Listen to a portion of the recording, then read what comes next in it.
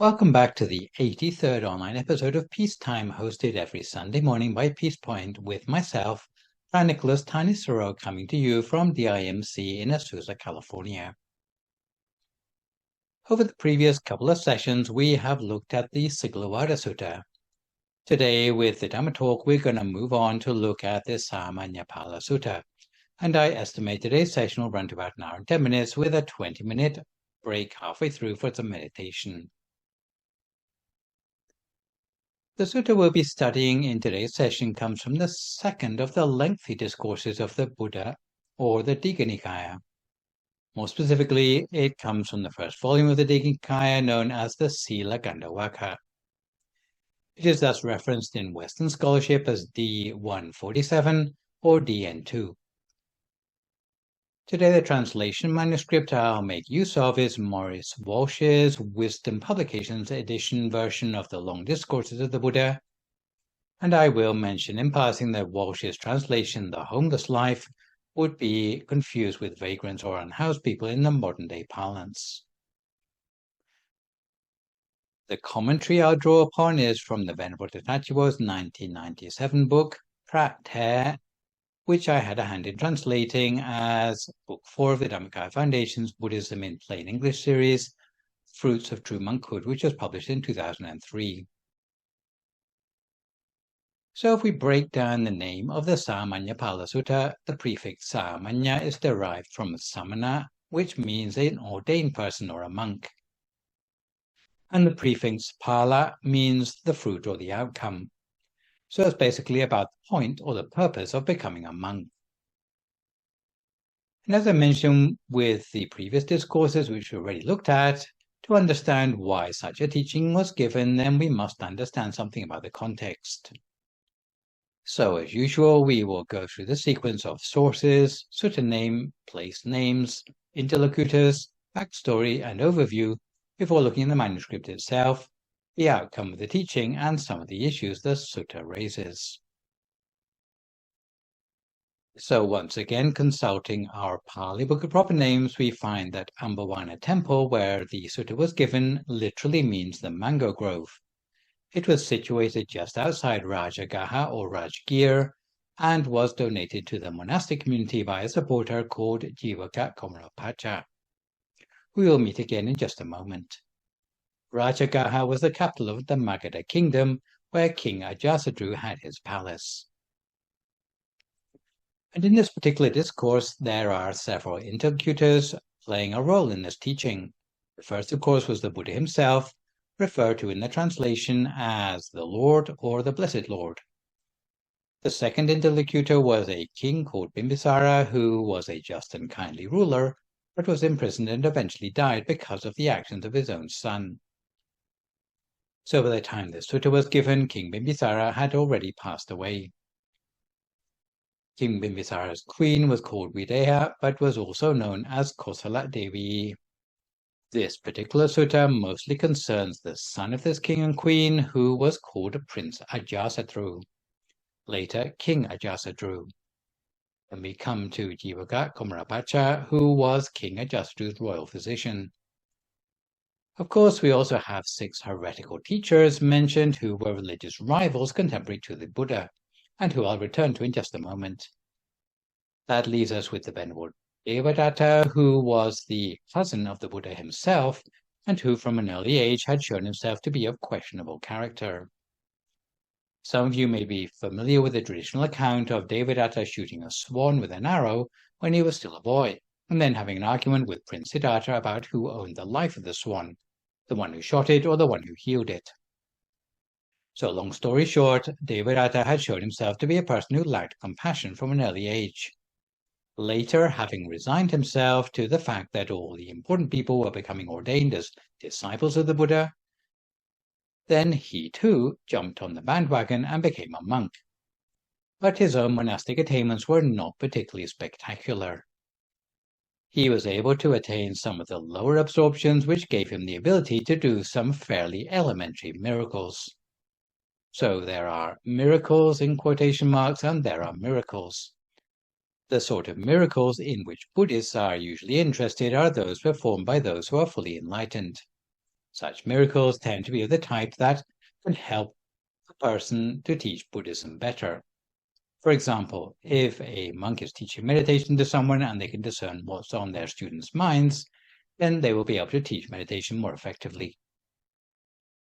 But the sort of mental powers which Devadatta had managed to gain as a result of his practice were more like a sort of parlor trick, whereby he could change his appearance if he wanted to. Oh yes, and I nearly forgot, one last person in the sutta is Prince Udayabhatta, who was King Ajatasattu's newborn son. The reason this sutta was given was because Devadatta, despite being a monk, had done something which threatened the reputation of monks more widely. What he had done when he found out that he couldn't gain much influence in the monastic community by honest means, even though he was related to the Buddha, was to try to find dishonest ways to elevate his status. The Vinaya tells us that he started out by suggesting that the Buddha hand over the leadership of the monastic community to him. Instead of being motivated by the usual benefits of the monkhood, he craved influence and status. So basically, he had missed the point about the reason for becoming a monk. At one stage, he resorted to more violent assassination attempts, one of which involved trying to crush the Buddha under a falling boulder. But that is a story for another day. Needless to say, Devadatta didn't meet with success. Another thing which he tried was to undermine the Buddha's political power base. Because the Buddha was spiritual advisor to several kings, and one of these was King Bimbisara, Devadatta thought that if he could depose that king, his own star would rise. So he thought the way he might do that would be to incite Prince Ajatasattu to displace his father, King Bimbisara, prematurely from the throne. It turned out that Prince Ajatasattu had strong faith in Devadatta personally, because Devadatta had previously performed a miracle in front of him in order to appear somehow more powerful or convincing. And the details are not found directly in this sutta, but are pieced together from the Vinaya, the Digha Nikaya commentary known as the Sumangala Vilasini, the Dhammapada commentary, Anguttara Nikaya, and various Jatakas. These commentaries relate that Devadatta shape-shifted himself into the hallucination of a young child wearing a girdle of snakes in Ajatasattu's lap, before turning back again into his normal appearance. Ajatasattu was awestruck, and not really knowing the difference between miracles, in quotation marks, and miracles, thought that this was a sign that Devadatta must be all-knowing, and anything which he said must also be true. So when Devadatta started to incite him to replace his father on the throne, he followed all the advice he was given. When his father, King Bimbisara, found out about his son's plans, he said, "Look, son, if you want to ascend to the throne, just help yourself. I won't stand in your way. I'm fed up with worldly responsibilities anyway." Bimbisara was not attached to the throne because he had previously attained Srimati, which meant that he had attained one of the lower stages of enlightenment. He was no longer attached to worldly things, but was simply living out his final years as king. Nonetheless, Devadatta sowed further seeds of dissension with Ajatasattu. He claimed that if Bimbisara were still around, those loyal to him would still make problems for Ajatasattu even though he became king. The best thing to do would be to lock Bimbisara up, not let him see the light of day anymore. In Buddhism, it's understood that any bad actions against one's parents are particularly heinous, because of the great debt of gratitude we have towards our parents. So, if you do something bad to your parents, then it's particularly heavy karma. Ajatasattu imprisoned his father, but since his father seemed to be thriving in solitude with lots of chance to meditate, then again Ajatasattu became impatient and asked Devadatta, "What should I do about this?" Devadatta replied, "Well, why don't you just stop sending him food?" So Ajatasattu let his father starve in his cell. Once Queen Videha found out about this, she started to smuggle food to the old king. When Ajatasattu forced his mother to visit the king empty-handed, she smothered her body in ghee or something like that before visits, so that her husband could lick sustenance from her person during visits. Subsequently, Ajatasattu withdrew all visitation rights. Consequently, Bimbisara spent his time pacing his cell in walking meditation, and even without food he could still sustain himself on the joy arising from his meditation. Still, Ajasattu was not content, and he took a razor blade to the soles of his father's feet and rubbed salt into the cuts, so that it was too painful for his father to walk any more. As a result of having to endure extreme pain, before long King Bimbisara passed away, basically dying because of the actions of his own son. In legal parlance, such a crime would be called parricide, and Buddhists regard this as one of the forms of heavy sin, the equivalent to mortal sin, where even if you have good karma in your past, that good karma will be blocked from helping you until that heavy karma has worn off. So basically, it's destining the perpetrator to a very low level of hell realms, no matter how much good they do in penance. A few days later, King Ajasattu became father to his first child, Udayipatha. When that child was born, Ajasattu experienced a profound sense of love, for perhaps the first time in his life. It suddenly occurred to him that his late father must once have been proud of him in just the same way. Suddenly he felt pangs of conscience about what he'd done to his father. From that time onwards, he consequently could not sleep at night.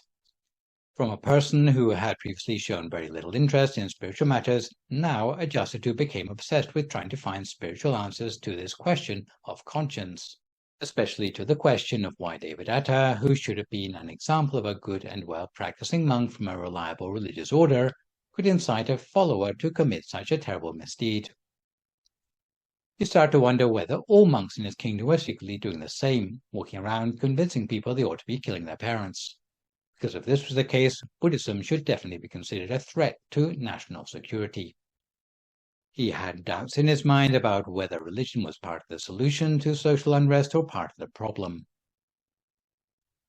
In India, in the olden days, there was a tradition that when it came to the full moon night, because it was cooler at night than during the day, but bright enough for people to carry on their activities, people would visit a favorite temple and listen to spiritual teachings, sometimes until dawn. So like the others, each full moon day, King Ajasattu would ask his courtiers for suggestions about where he should go to listen to a spiritual teaching that night. Because Ajasattu's palace had courtiers subscribing to various different religious traditions, they would of course recommend their own teacher and say, "Come along and listen to this teacher. Let's see what he has to say about the problems on your Majesty's mind." And there were 6 different so-called heretical teachers, in Sanskrit, Heretics, who were contemporary to the Buddha, all of whom had slightly different angles on spiritual philosophy and practice, were mentioned from paragraphs 2 through 7 of the manuscript. At the time of the sutta, Ajasattu had already visited all 6 of them without receiving a satisfactory answer to his questions. However, being a polite person, he never said anything bad about the teachings he'd received. But when invited to go for a repeat visit, he simply said he didn't want to go again. Whenever Ajasattu visited a teacher, he would ask questions about the doubts on his mind. One about his guilt, like, would causing your father to die be an ethical problem in your tradition? And one to clarify Devadatta's bad behavior concerning the goal of the monastic life. Because all the spiritual teachers who received King Ajasattu wanted to obtain royal patronage, they unanimously tried to make light of the fact that he killed his own father. So the first teacher Ajasattu visited was called Pūraṇa Kassapa, who was an amoralist who subscribed to a set of teachings called Akiriya Ditti or Akiriya Vata, which means the view that your actions have no consequences, that there is no reward or punishment for either good or bad deeds. So this would be a very convenient view for Ajasattu to follow, because if you could kill your father and it didn't have any karmic consequences, then that would be great. You could just make a fresh start, because there would be no retribution for your actions. But unfortunately for the second question on the point of being a monk, Pūraṇa Kassapa couldn't come up with a good answer. So the following month, Ajasattu went to visit a different teacher, an Ajivaka called Makkhali Gosāla. His name Makkhali literally meant the one who carries a bamboo staff, while his surname Gosāla meant born in a cowshed. Although this name may have been concocted by rival Buddhist or Jain partisans, wishing to show him in an unfavorable light. The philosophies to which Makkhali Gosāla subscribed were called non-causality, in Pali Ahetuka Ditti, and fatalism or determinism in Pali called niyati vata. So he taught Ajasattu that things happen for no reason, that if karmic consequences come to you, then it's just random and has nothing to do with your actions. So basically, we are powerless and any suffering we experience is predestined. Again, this would be a very convenient philosophy for someone who might be on the receiving end of the karma of killing their own father. But unfortunately, Makkhali Gosāla couldn't give Ajasattu a good answer to the question about the point of being a monk. So the subsequent month, Ajasattu visited a third teacher from the Charvaka or Lokayata school called Ajita Kesakambala, sometimes spelled Ajita Kesakambali, which means the unconquerable one of the hairy blanket, because he went about dressed in a blanket woven from human hair, and was very argumentative by nature. Ajita preached two philosophies, one of nihilism, which in Pali is called Nattika Ditti, and one of hedonistic materialism, which in Pali is called Ucceta Ditti or Ucceta Vata, both of which added up to both an atheistic worldview and an attitude of eat, drink, and be merry. The nihilistic views meant that they believed that nothing in this world has any existence beyond its material atoms. For example, if you were to stab someone, then since that person is just made up of a collection of atoms, the blade simply pierces between the atoms, which have no intrinsic feelings anyway. So there's no karmic consequences. And when you die, there's no spiritual component to outlive the body. So again, this is a very convenient philosophy if you have your father's blood on your hands. But unfortunately, Ajita Kesakambala couldn't give Ajasattu a very good answer to the question about the point of being a monk. So in the fourth month, Ajasattu went to visit an atomist teacher called Pakudha Kaccāyana. This teacher preached the philosophy of eternalism, which in Pali is known as Sasatta Ditti or Sasatta Vata. That there are 7 eternal elements: earth, water, fire, air, happiness, pain, and soul. And these elements do not interact with one another. It means that however things are now, then they're going to stay that way. If you're king now, it doesn't matter if you do good or bad, because you're going to be king forever. But as reassuring as Pakudha Kaccāyana's message was for Ajasattu, unfortunately he couldn't give a good answer to the question about the point of being a monk. So in the subsequent month, Ajasattu went to visit a proponent of the Ajñāna school, which preached skepticism or agnosticism, which in Pali is known as Amaravikepa Ditti or Amaravikepa Vata. The teacher's name was Sañjaya Belaṭṭhiputta, and his practice would be to suspend judgment on every issue and evade giving an opinion. This practice, also known as dialectical existentialism, or in Pali Nigaṇṭha Vata, supposedly rejects the poles of this is and this is not, in aid of supporting an atmosphere of religious tolerance. However, Buddhists deemed this behavior to be endless equivocation, or a philosophy of eel-wrigglers. Sañjaya's views would change according to the season and the listener. He avoided giving any firm answers. If you asked him about apples, he would tell you about pears.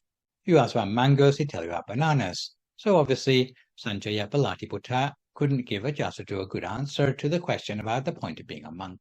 So in the 6th month, Ajasattu went to see a teacher called Nigaṇṭha Nāṭaputta, also known as Mahavira or Vardhamana. He is the 24th preacher of the only tradition which remains extant in the present day, which is the Jain tradition. Nigaṇṭha Nāṭaputta advocated the practice of self-mortification, or what is known in Pali as Atthakila Matanuyoga. Some of you may be familiar with the way the Buddha practiced for 6 years before he came to the time when he sat under the Bodhi tree and became enlightened. You'll remember that the Buddha underwent the trials of self-mortification, sometimes starving himself, sometimes holding his breath until it was extremely painful, sometimes pressing his tongue against his palate for long periods of time. In other words, trying to subdue his physical well-being to discover spiritual well-being. The sort of thing where you hear about people sleeping on beds of nails. In Jain tradition, such practices would be advocated as restraint, or in Sanskrit, bahya tapas. to cleanse the practitioner of all evil. Like all the others, unfortunately, Nigaṇṭha Nāṭaputta couldn't give Ajita a good answer to the question about the point of being a monk. So in the manuscript itself, we catch up with events in the 7th month on the eve of the full moon night, when Ajita was asking his courtiers again, where should I go to hear some sensible spiritual teachings? We see in paragraph 8 that one of the Buddhists in his court, the royal physician called Jivaka Komarapacha, in the absence of anyone else's suggestions, recommended that the king go see the Buddha. In fact, this was an invitation which Ajita had been hoping for, because he wanted to hear justification from the Buddha's own lips about the misbehavior of one of his own monks.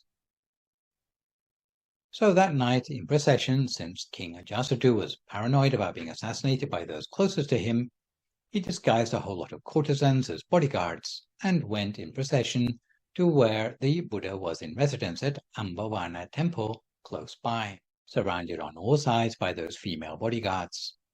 So you can see how paranoid he'd become. He couldn't sleep at night, and he was constantly afraid of being murdered by others because of his own guilty actions. So when he arrived in the presence of the Buddha, he asked the usual question about the point of being a monk, and the Buddha was able to give a very clear answer, which started with the most basic benefits of ordination and ending up with the most advanced ones. In the manuscript, we'll skip over paragraphs 16 through 33, which have the king repeating to the Buddha what the other 6 teachers had replied to the same question. So starting with the most basic or elementary fruits of true monkhood, the Buddha taught that the first advantage of being a monk is that if you are a monk, you no longer need to earn a salary.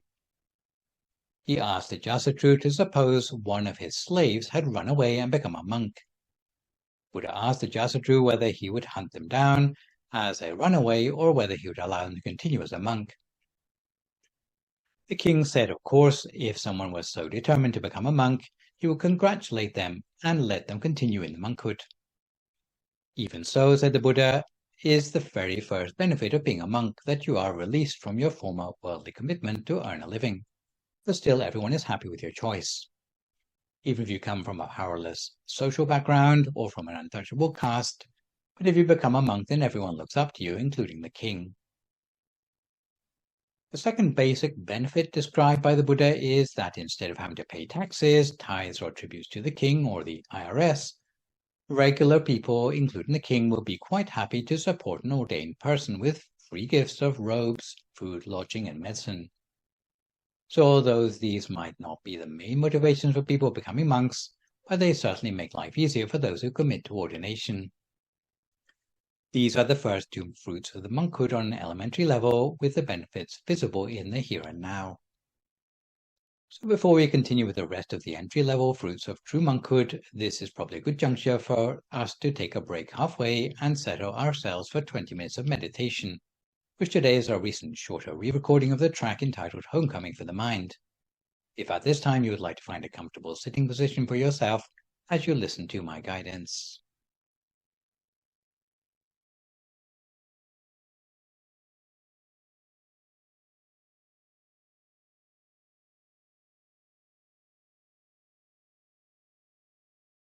If you'd like to start by adjusting into a comfortable sitting position for yourself, whether you're sitting on a chair or on a meditation mat on the floor, just set aside a little bit of time to make sure your body is adjusted to be as comfortable as possible. So try to keep your back fairly straight. Adjust your posture so that you're in a position by which you feel you could sit for a long, long time without needing to move around too much.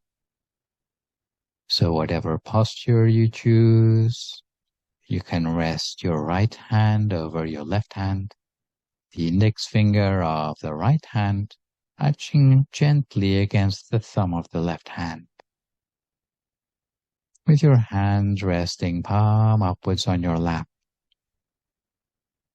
We join our hands together in this way because if the index finger slips away from the thumb, it will give us advance warning of napping on the job. And we breathe deeply to ourselves. We allow ourselves to feel the breath softly making its way through our nostrils, through our airways, to the space within our belly.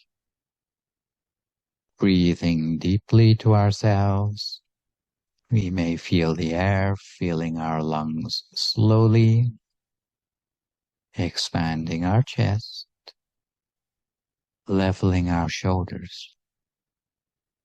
From there we exhale slowly and gently, and as we breathe out, we may feel that our entire body is becoming settled, relaxed, and content.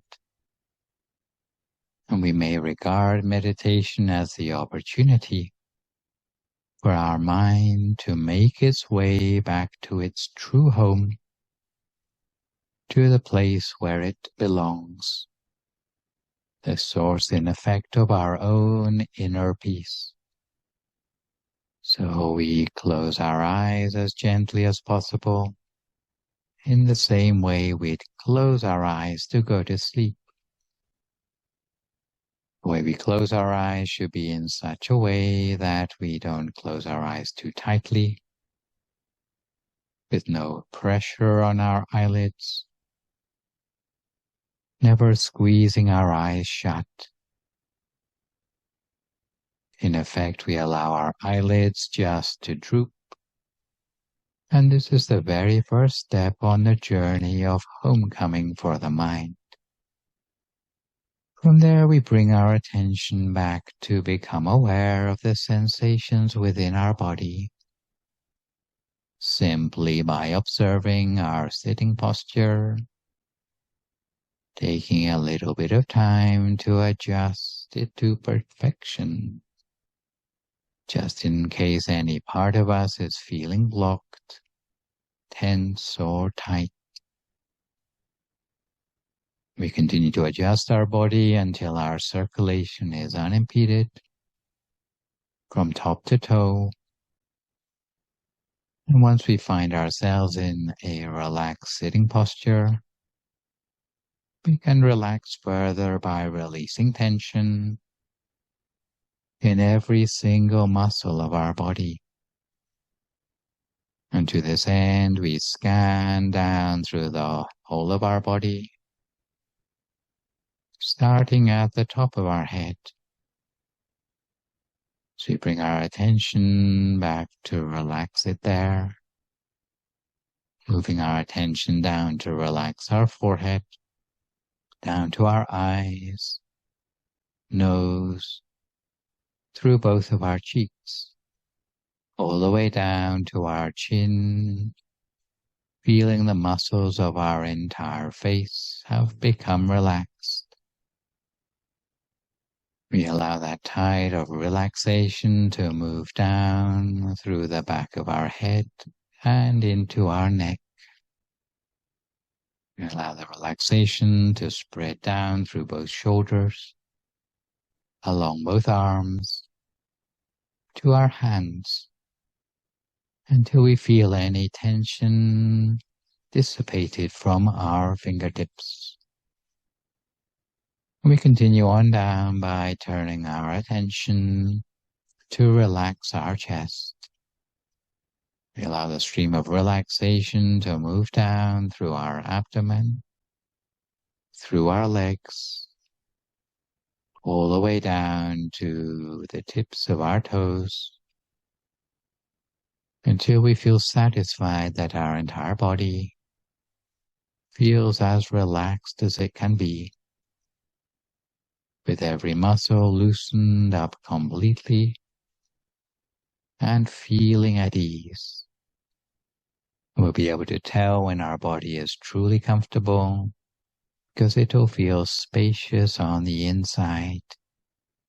It'll feel as if the boundaries of our body have gradually disappeared and everything seems to become alive, spacious, and refreshed. And in the same way our body needs to become relaxed for meditation, we also need to free the mind of any worries, frustration, irritation, or any of the problems that we might be keeping suppressed. By shedding all of them, unburdening our mind, and letting go of whatever negativity may still be lurking in our mind, we allow ourselves to become free of all of it completely. Because the real origin of freedom in the mind is unburdening ourselves as far as possible from any residual negativity. It's almost like spring cleaning our mind one step at a time. And as the negativity disappears little by little, there will be increasingly a space within the mind for peace, purity, happiness, and wisdom to arise.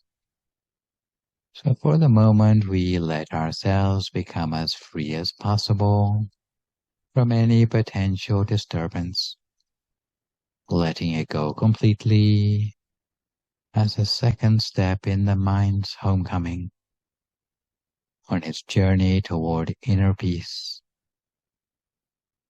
We might conjure up in the mind a feeling that we are filling up every single cell of our body with a feeling of joy, serenity, and happiness, until that feeling seems to pervade every last cell of our body. At the same time, we empty our mind of all thoughts, engaging instead with our feelings, our sensations, and our awareness. Then we gently gather together all our awareness, sensation, or consciousness in an area somewhere around the center of our abdomen, in keeping with our intention to engage with that sense of comfort. And if we ever lose touch with that sense of comfort, we can gently make an adjustment at any time to return ourselves to the best state of relaxation that we can manage. Again, regarding this as a homecoming for the mind. And you may imagine that you're sitting alone high on a mountain with an uninterrupted view to the horizon. Although you're sitting alone, but you don't feel lonely. Alone but content, on top of a mountain, free from any interference, completely carefree, perhaps with a gentle breeze blowing right through your body, to the extent that your body feels light in weight, soft, almost as if it's floating weightlessly, melting away into the atmosphere around you,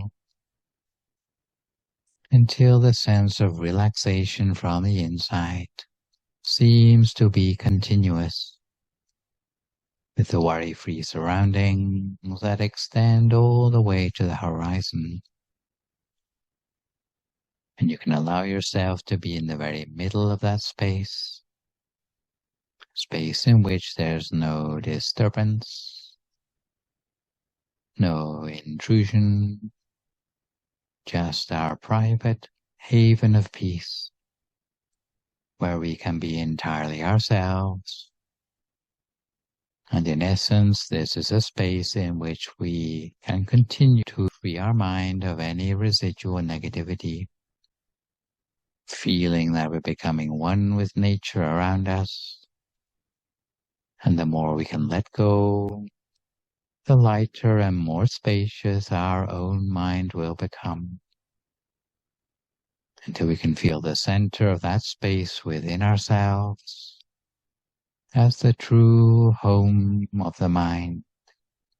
So we bring the mind back home by gathering our attention and letting it gently rest in our center space within the body.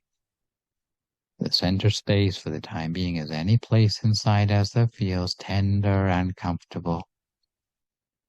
We can place the attention there as gently as we can. Once our mind finds its way to where it needs to be, there will be an automatic arising of joyfulness and contentment in the mind. It doesn't require anything more. It is replete in and of itself. Our internal sensations will be ones of satisfaction. And all we need to do is maintain our awareness of that comfort.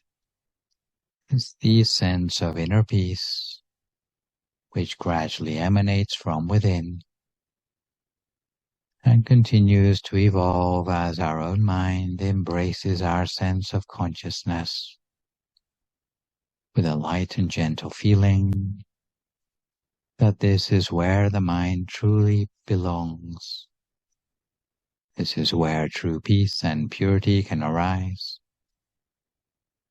And our job as a meditator is simply to maintain our mind, our awareness, at this point allowing our true nature to become full of peace and positivity. The feeling it gives us will be one of being unblemished and pristine, of clarity and purity. And all we need to do is maintain our awareness within this center space, letting it merge with that inner space. But if you feel that you need some sort of anchor for the mind, you might like to slowly visualize some sort of bright inner image, perhaps something as light as a bubble within yourself, a bubble that is crystal clear, floating free and weightlessly at the center of yourself. And you might imagine that a similar such bubble settles at the center of your body, delicate and fragile. All we need to do is maintain that picture of the bubble inside ourselves with the gentlest possible attention. We might imagine the bubble remains motionless or perhaps shimmering at the center of our abdomen, soft, delicate, gentle.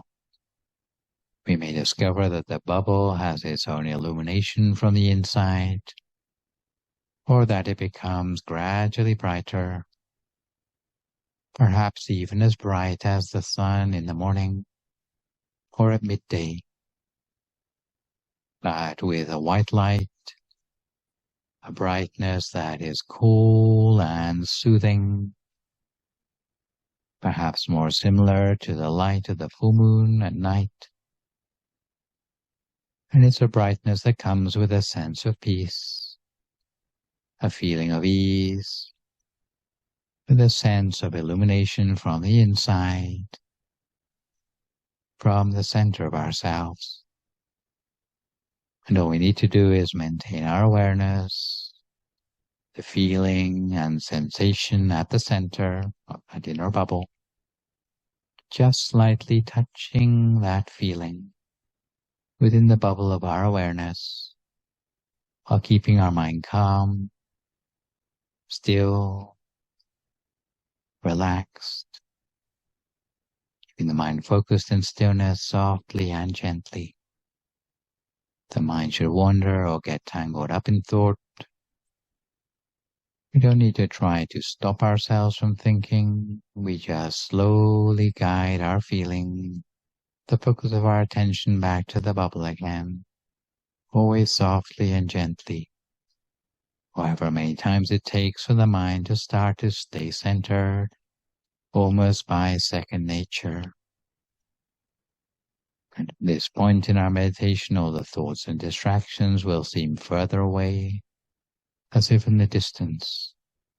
And all we have to do is simply observe the true nature of peace and tranquility, the sense of the depthening of the mind, Let this awareness so still, so soft, so gentle. And at this point, all we need to do is observe.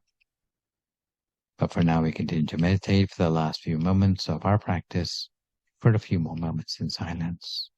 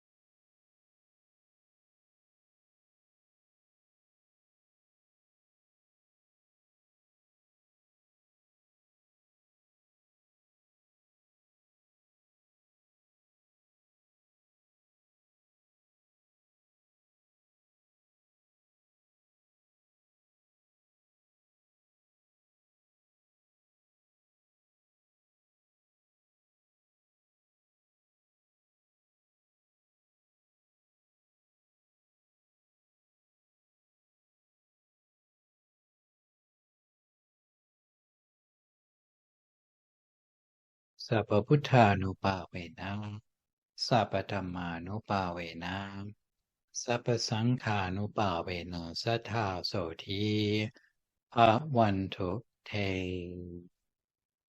So if you'd like to come to the end of your meditation for today, you can gradually open your eyes again.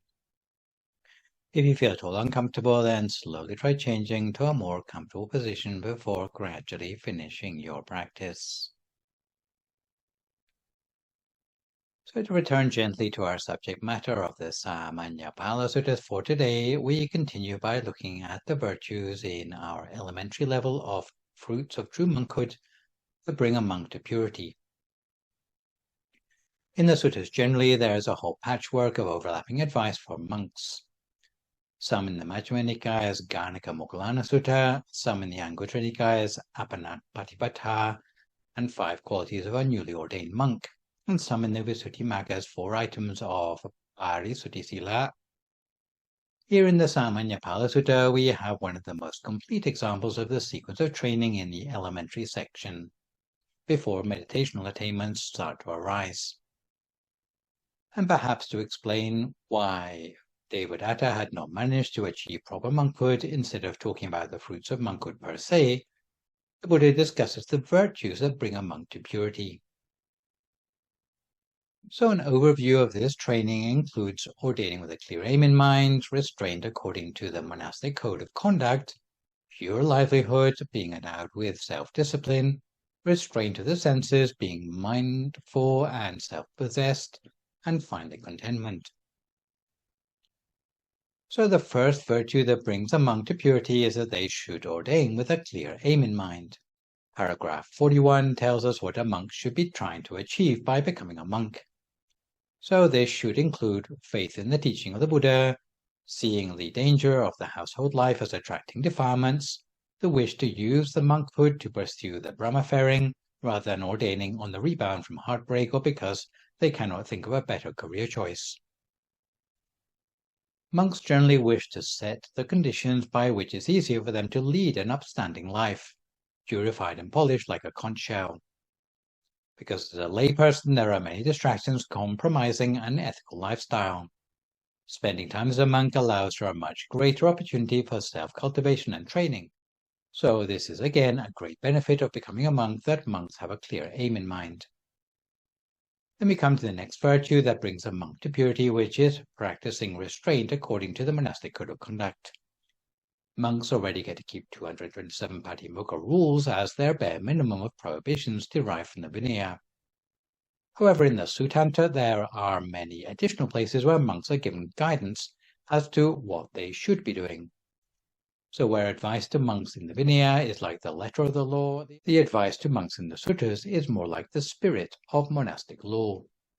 So the main thrust of this part of the teaching is that apart from keeping the rules, monks should also need to be careful about how they conduct themselves, which may concern the sort of image you present to other people, what might be known as optics in the present day, because they are the representatives of Buddhism as a whole.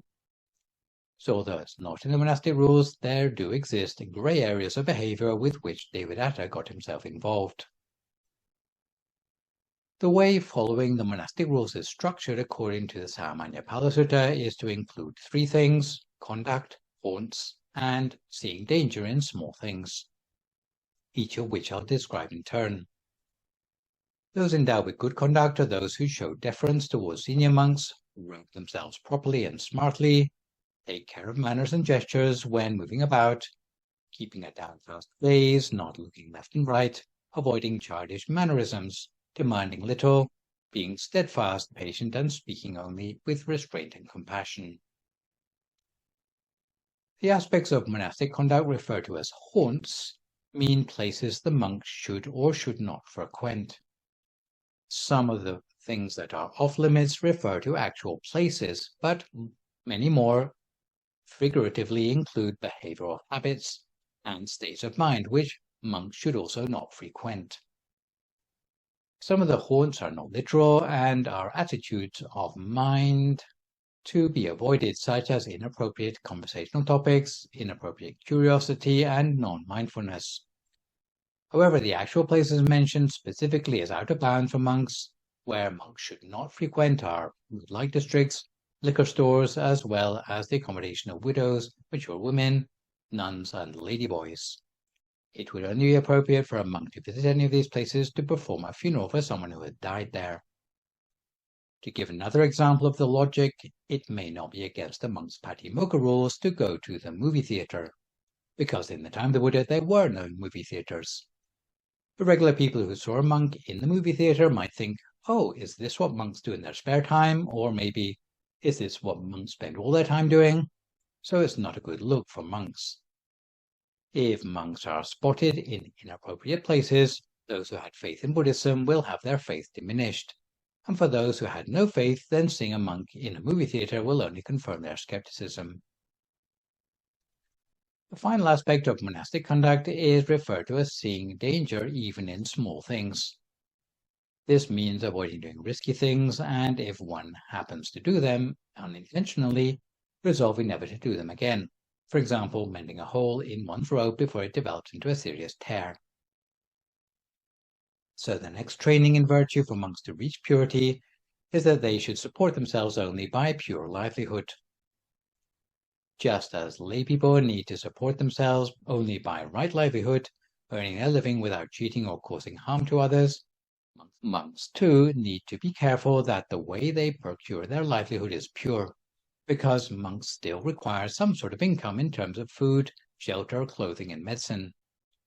But they should be obtained by monks behaving themselves in such a way that people would want to give these basic requisites to them, even without having to be asked.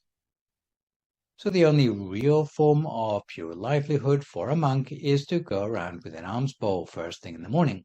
It's not begging for food, but it's providing the opportunity to give for those who regard the monks as worthy recipients of their donations. Where it oversteps the mark and becomes a sort of racketeering is where donations are solicited or begged for, or where monks are not contented to go an alms round, but instead have an agreement with a store to stand in the entrance, so that the monk entices customers into the store and the monk gets produce from the store, which they can later get a cash refund for. Also, dropping hints is not correct for monks either. For example, seeing someone sitting down to a meal and saying something like, oh, you'll probably never be able to manage to finish all that food. It's not in the monastic rules, but avoiding this sort of behavior is part of the culture of what it means to be a good monk.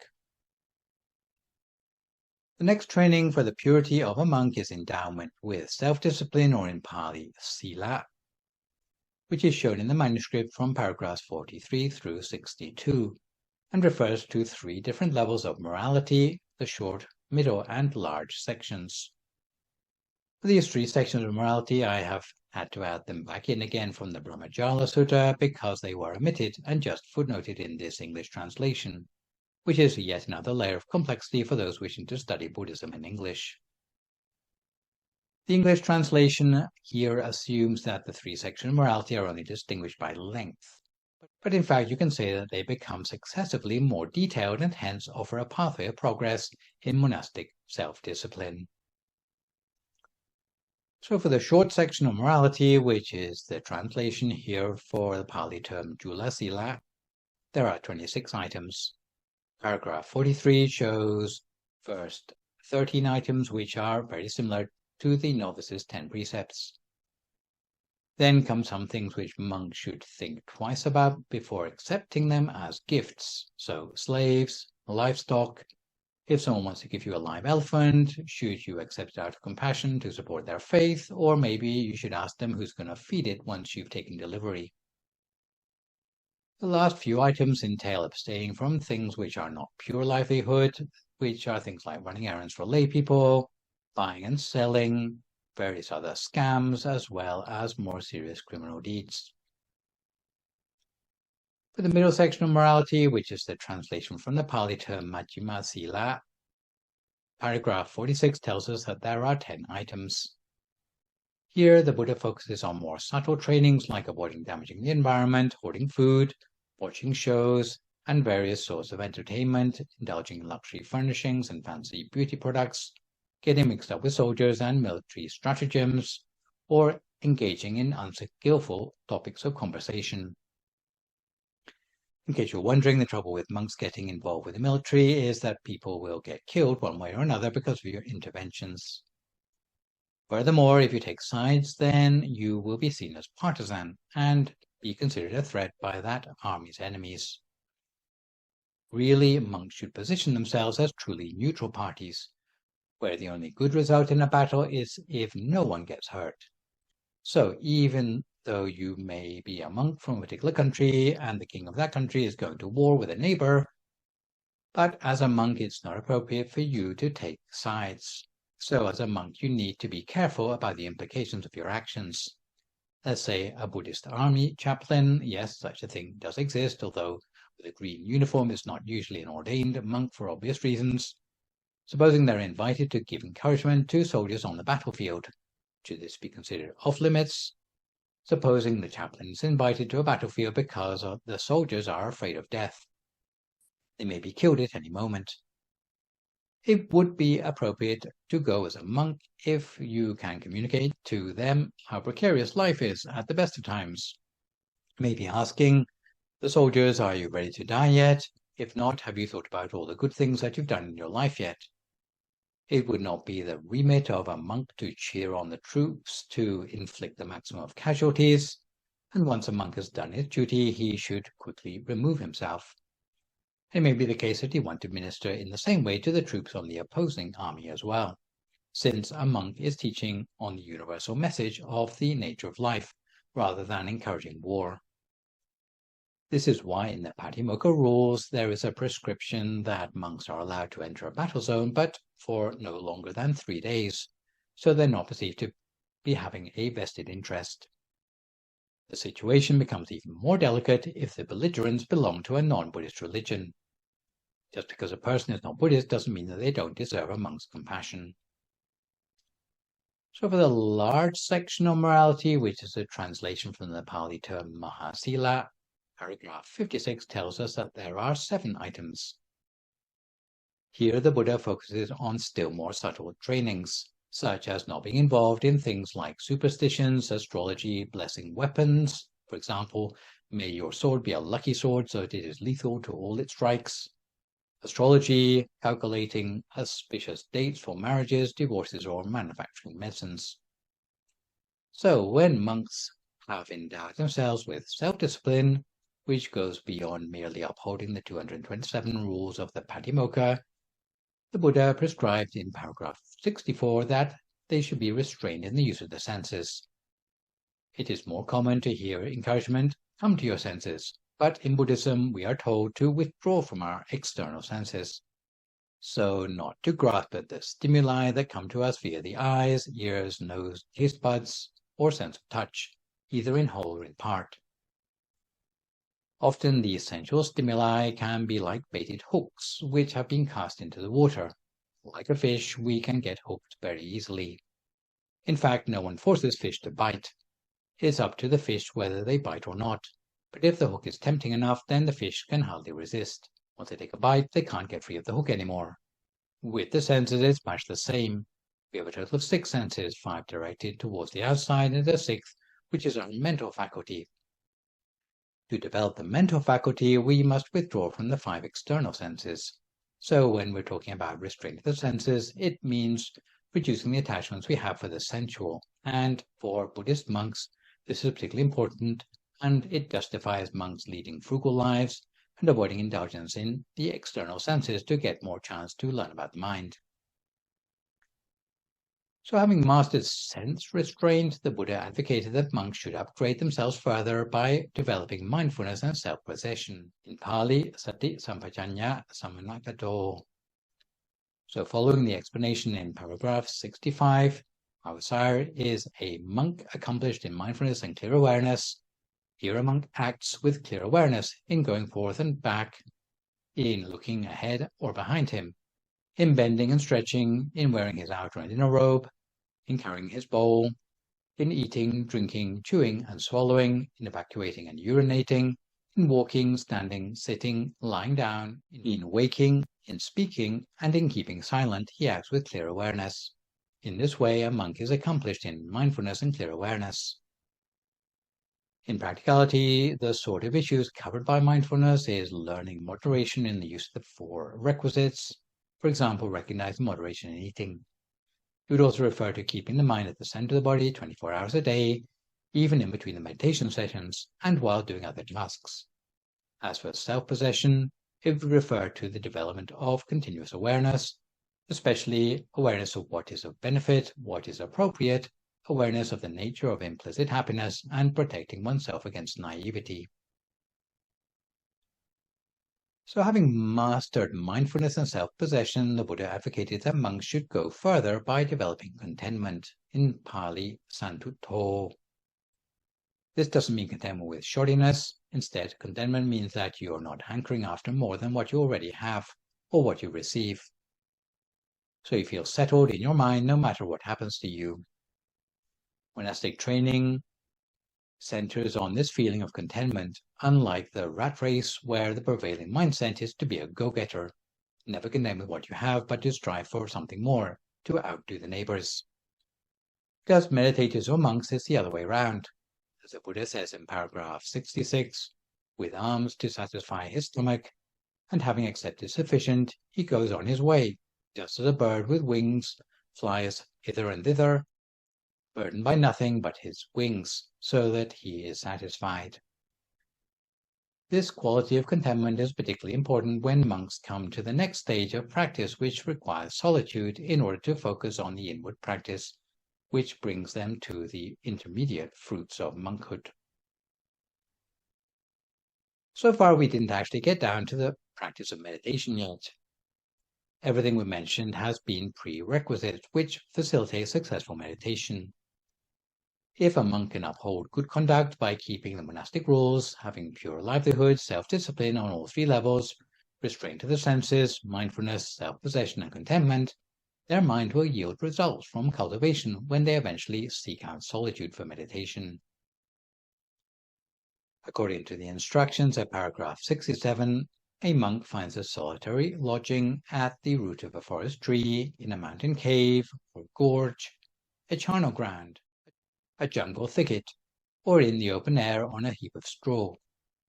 Then, having eaten, after his return from the alms round, he sits down cross-legged, holding his body erect, and concentrates on keeping mindfulness established before him. At this point, the monk overcomes the 5 hindrances, which you will already have heard me describe in other lectures, namely sense desire, ill will, sloth and torpor, absent-mindedness and doubt. From paragraph 68 through 75, we have descriptions not only of the 5 hindrances, but metaphors for the feeling of relief experienced by the practitioner when overcoming each of them in their meditation. To save time, I won't go into detail of these today, but I'll proceed instead to the description of how, when you start to move to the higher fruits of monkhood, the practitioner can attain the 4 absorptions, or 4 what's known in Pali as jhana, where the mind enters upon increasingly subtle states. Usually I describe the 4 jhanas in terms of inner bodies, but today for a change I'll draw your attention to the metaphors for how it feels to be in each of the jhanas, as they are described in detail in the manuscript of the aphala Sutta. So for the first jhana, the sutta uses the simile of bath powder.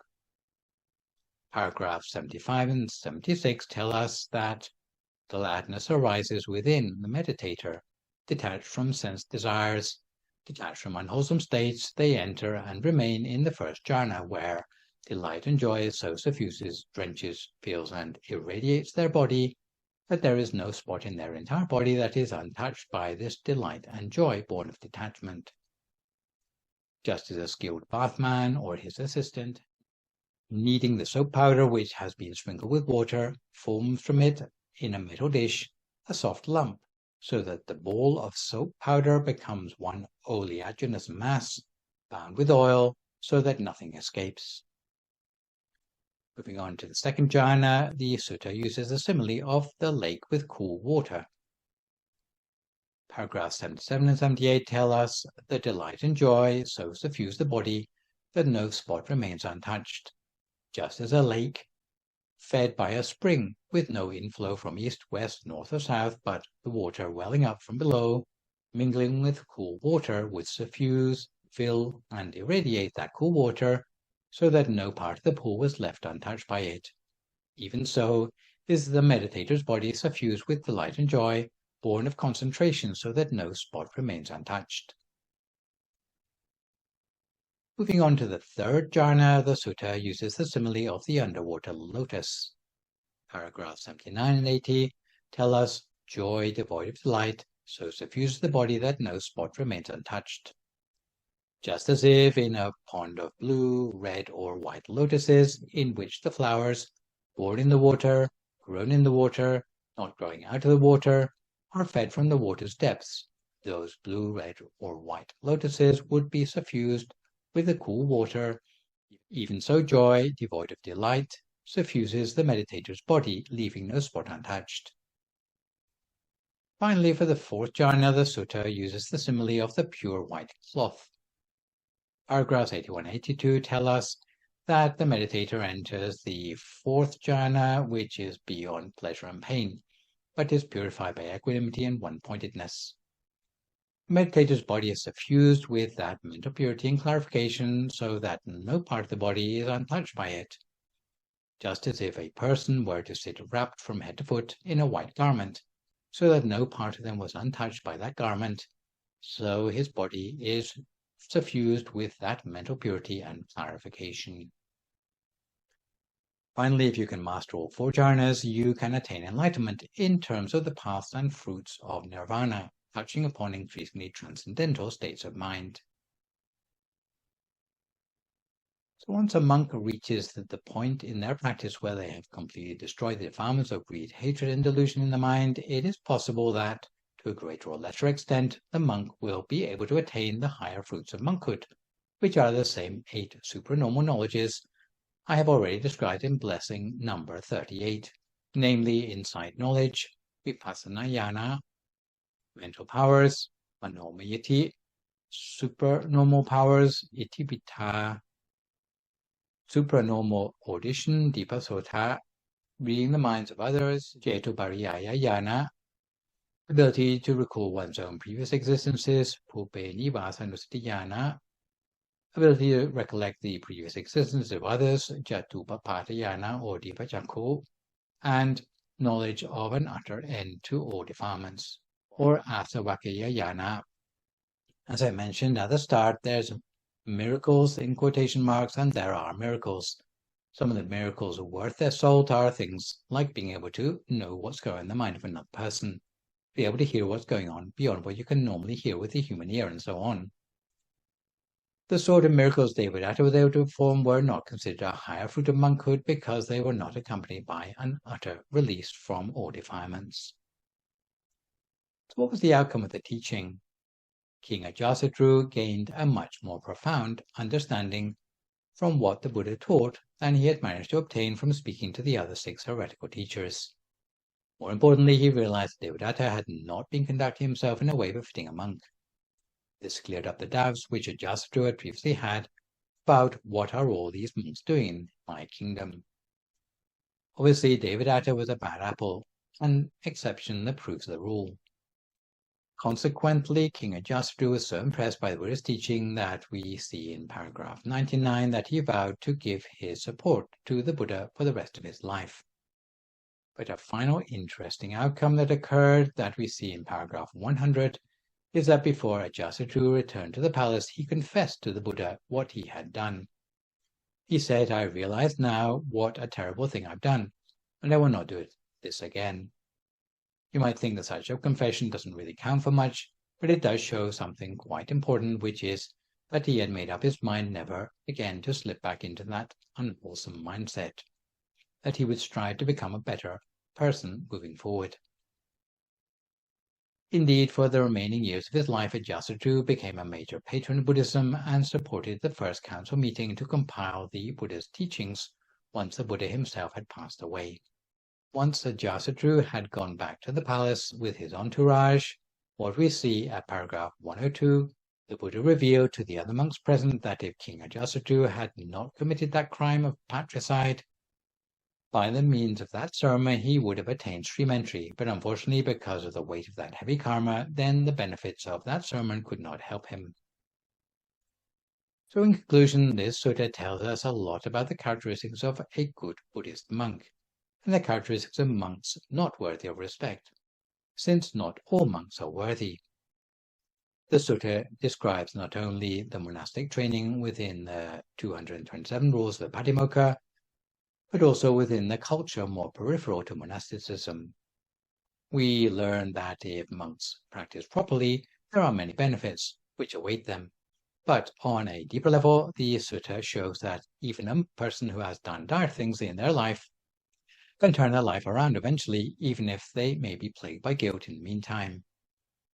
We also saw an example of how associating with fools, even monastic ones, can have serious afterlife retribution, while, on the contrary, associating with someone wise like the Buddha, who can properly point out the nature of life, gives the opportunity for a person to attain nirvana.